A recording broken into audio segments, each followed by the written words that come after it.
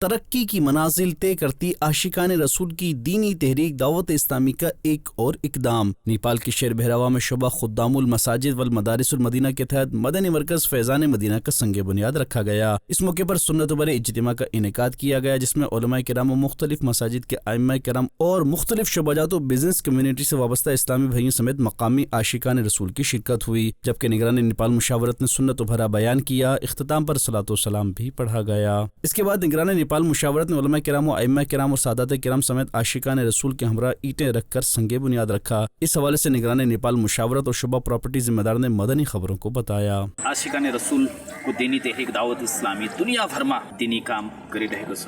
दावत इस्लामीको एउटा विभागको तहत अल्हम्दुलिल्लाह अज़्ज़वजल नेपालको शहर भैरवामा आज अल्हम्दुलिल्लाह मदनी मर्कजको सँगै बुनियाद राखिएको छ।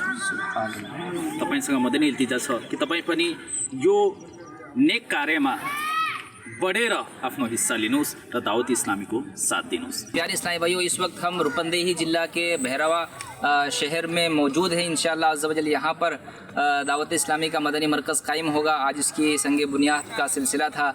कसीर इस्लामी भाइयों ने शिरकत की, उलमा अहले सुन्नत ने भी शिरकत की, माशाल्लाह दुआओं से नवाजा।